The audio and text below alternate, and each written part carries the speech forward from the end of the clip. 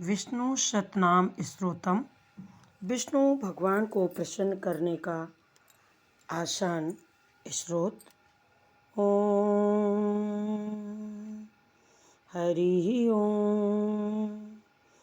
ओम वासुदेवं ऋषिकेशं वामनं जलशायिनं जनार्दनं हरिं कृष्णं श्रीवक्षं गरुडध्वजं वाराहं पुण्डरीकाक्षं नृसिंहं नरकान्तकम् अव्यक्तं शाश्वतं विष्णुम् अनन्तम् अजव्ययम् नारायणं गदाध्यक्षं गोविन्दं कीर्तिभाजनं गोवर्धनोद्धारं देवं भूधरं भुवनेश्वरं वेत्तारं यज्ञपुरुषं यज्ञेशं यज्ञवाहकं चक्रपाणिं गदापाणिं शङ्खपाणिं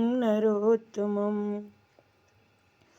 वैकुण्ठं दुष्टदमनं भूगर्भं पीतवाससं त्रिविक्रमं त्रिकालज्ञं त्रिमूर्तिं नन्दिकेश्वरं रामं रामं हयग्रीवं भीमं रौद्रं भवोद्भवं श्रीपतिं श्रीधरं श्रीशं मङ्गलं मङ्गलायुधं दामोदरं दमोपेतं केशवं केशिसूदनं वरेण्यं वरदं विष्णुम् आनन्दं वसुदेवजं हिरण्यरेतसंदीप्तं पुराणं पुरुषोत्तमं सकलं निष्कलं शुद्धं निर्गुणं गुणशाश्वतं हिरण्यातुषकाशं सूर्यायुधसम्प्रभं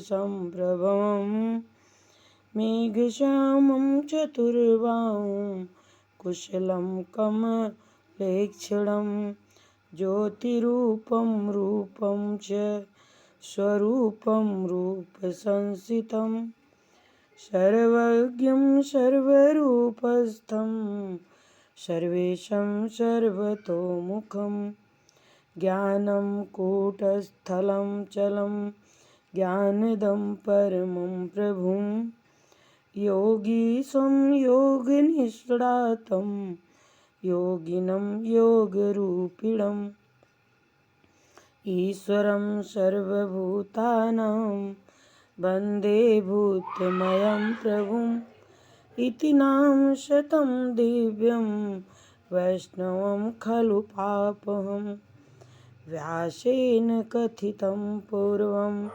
सर्वपापप्रणशानं यः पठे प्रातरुत्थाय स भवेद् वैष्णोनरः सर्वपापविशुद्धात्मा विष्णुसायुज मायुपन्यात् चान्द्रायणसहस्राणि कन्यादानशतानि च गवां लक्षसहस्राणि मुक्तिभागी भवेन्नरः अश्वमेधायुतं पुण्यं फलं प्राप्नोति मानवः। ॐ